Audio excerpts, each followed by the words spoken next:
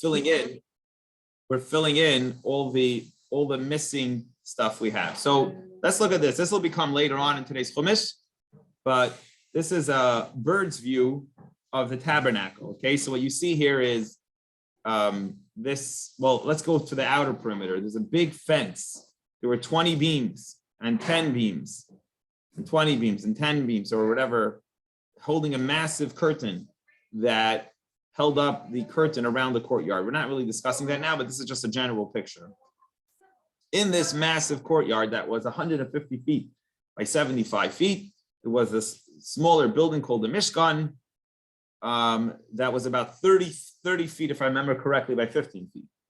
This room had inside the Holy of Holies was the cherubs and the ark where the tablets stood in the middle. You see the poles, you see the ark always had the carrying poles on them. So this is the little ark in there. In front of that room was a curtain. We're going to discuss all this stuff in class today. So I'm going over the pictures now. We'll see the text inside. Right? Give us a half hour, focus, and then let's do this. In this room were 3 pieces of furniture, and this is mentioned in today's Chumash. There is a table. Right here is the table of the bread. That's towards the north. You see here, this is the north side. So the table of bread, it's going to say into this Chumash when Moses sets it up and puts it in the room, he puts it a little bit on the north side of the room. Candelabra is on the south side, and the other towards the south side of the room. So this is the right, as facing in our screen, the right side is the north. The left side is the south. The right side was a table, which had the bread on it. The south side had the menorah, kind of in the middle, facing the ark, kind of the cherubs and the ark, was the inner altar, was a smaller mizbeach. This is called the sanctuary, okay? This room inside here is called the Holy of Holies. Right outside the door, here would be the entrance way to get inside the sanctuary, the Mishkan, is the laver. That means that's where the copper laver, where they would wash their hands before they would serve.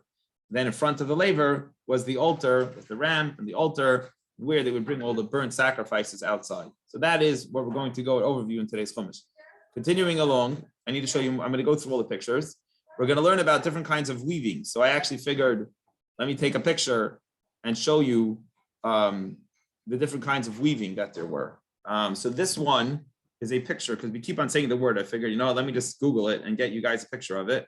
So the thing that you see right here is a picture of someone. What was the picture called? This is a picture of what he uses to call, where is it?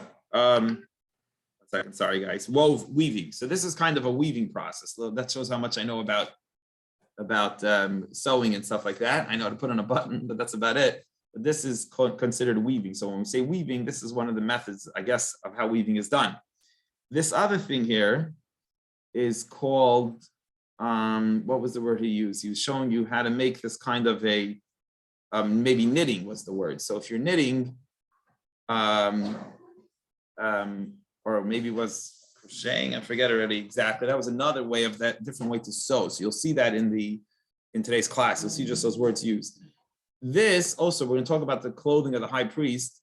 This is the robe, this bluish robe that sat behind the breastplate of the Kohen. It's a kid's thing, so it's not really perfectly done, but there was a robe, just for a picture, that the high priest's breastplate would sit on top of that inner robe. So it didn't sit directly on his chest.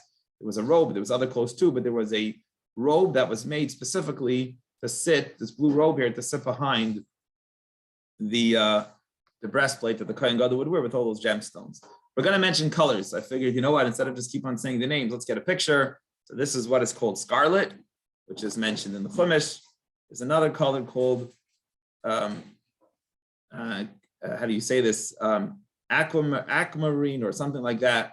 So this is the color. It's like a greenish, bluish color, I guess, about different colors that are mentioned inside the wools that were used in the Mishkan. Okay, so hopefully that adds some meaning to the class instead of just keep on reading the words. So let us, now that we saw those pictures, let us get to today's Chumash and see if we're able to deliver it inside. Okay, so today's Chumash, we're going to actually finish the parsha today because I want to record it in the very short Torah portion. So I'm going to go with you at the final. Remember, this parsha is Pekudei, and we're finishing the building. We started building it in Truma. We had Truma, Tetzaveh, Kisisa, Vayakov, Pekudei, 5 Torah portions. The first 2-3 Torah portions are God commanding Moshe what they should build in the tabernacle. Then Vayakel, the 4th one, second to last Torah portion in this book, in the second book of the Chumash, was the Jews actually building it. And then Pekudei is the sum up of how much was the total weights, and how much was totally donated of the gold and the silver and the copper.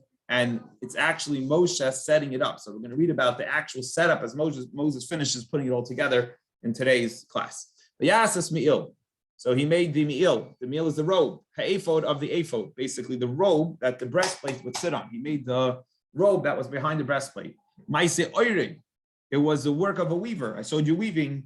Kliel tchelas, completely of blue wool. So it was blue wool, tchelas. I think also people translate as the word like quagmire or something like that. I'm not sure how it's pronounced, but that was the color that I showed you before, this like greenish bluish color that we saw on the screen before. So they made the ephod, they made this robe that sat behind the apron, they made it this color. It was this bluish color, and the breastplate sat on it. And the collar of this robe, the toiche a lip should be inside it, meaning it should be flapped over. Just like they made in the olden days of coats of armor, like when they would go to war, they wanted it to be strong, I guess. So the lip wouldn't just be a thin, regular lip of material, but it would be flapped over to make it stronger. With a border so it shouldn't rip. And we learned when we studied this the original time, when Hashem was telling Moshe to build it, we also learned that it was important not to rip the clothes. So they made the collar thicker than the rest of the material, of course, also that it shouldn't rip. Now on the bottom, we learned how the items of the Kohen Gadol look. I'm going to actually go to that picture right now for a second. I showed it yesterday. You see on the bottom of this is how it looked. Here's another picture. You see the bluish color of the blue robe that sat under the apron and behind the breastplate. And on the bottom now, we're going to learn about the purple circles, spheres, the purple pomegranates, as he calls it, and the golden bells that were in between each of them is beautiful. As the Kohen would walk, it would make noise and it would ring. Let's see inside. Verse 24. You should make on the bottom of the hem of this robe, Ramoine, pomegranates or spheres, circles, Cheles, Vargoman, Shani Mashtar, mixed with the 3 color wools, which we keep on talking about, blue, purple, and crimson wool. And those are using those 3 threads, you should make these spheres, these circles, these pomegranates that sit on the bottom of the apron. And in it, also on the hem should be these golden bells. Zav Torah, pure gold. You should put the bells in between the pomegranates, the spheres. All around. Verse 26. It should be a bell and a pomegranate. And a pomegranate, a bell and a pomegranate. All around the hem. To serve exactly how Hashem commanded Moshe. Then it goes into the next material. You should make the tunic, the hat, made out of, mais hakosnois sheish mazar oirig la'aron levanov, the tunics, the work of a weaver for Aaron and his sons. Besa mitznefes, and then also there should be a golden, the hat, sheish, should be made out of cap of linen. That's pari hamigba is sheish, and the glorious high hats of linen should be made out of linen. Vasmichne habad sheish marzar, and the linen pants twisted of fine linen. Let me show you what he's talking about in the picture that we just showed. So basically, you'll notice that the Kohen Gadol has a nice, beautiful, royal, distinguished-looking hat, which the verse just mentioned. The regular Kohen had a regular, kind of more regular, not such a big hat. So they wore 2 different kinds of hat that was made out of linen. Also, I believe he's mentioning here is the under the blue robe, they wore a linen garment, right? Just like the Kohen is wearing a linen garment, the Kohen Gadol wore a linen garment under the blue robe. And under that, they also wore linen pants underneath it, which makes you see the full clothing of the way that the Kohen Gadol wore. That's avnate. And also the belt. You should make a belt, very important. Sheish mashzar should be made out of twisted linen. Tcheles, Varagamon, Lashani, and including in this should be a very colorful belt. It should have the 3 different color wools we keep on mentioning, blue, purple, and crimson. Maisireikem should be a work of embroidery, a very beautiful woven work. Exactly like Hashem commanded Moshe. So they go and they do everything that Hashem commanded Moshe. The Yasus and they ended up making also the golden plate that went on the forehead. Nezer Kodesh, it was like the crown of holiness that the Kohen wore on his head. Zav Tar was made out of pure gold. I'm going to go back to that picture for a minute. You'll notice over here, right on the top of the Kohen, you had this golden plate engraved in it that it says Holy to Hashem. And you'll see in the verse now, Rashi is going to say, where did he wear his tefillin? Rashi is going to actually say that this picture is not showing you the full fact the way Rashi explains it. There was a space between the white hat and the golden plate, and it's here would stick out a little bit in between the two. And the tefillin, the Kohen Gadol would wear the tefillin in between the golden plate and the white hat. He also wore a pair of tefillin. Now the blue strap you see going over the hat and the blue strap you see going around the sides is because the plate had 3 blue straps coming out of it. You can see here, see on the right side of the picture, he tied the blue straps in the back of the head going over the hat and to the sides of his head, creating the way that the golden plate should stay there and shouldn't fall down. Let's see. Verse 31, you should put a blue cord on it. And the blue cord will go on top of this royal hat that the Kohen Gadol wore, on top of it, as Hashem commanded Moshe. And all the work of the Mishkan was finished.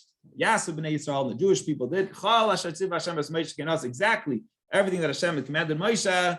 They did, the Jewish people did, and fulfilled the commandment exactly how Hashem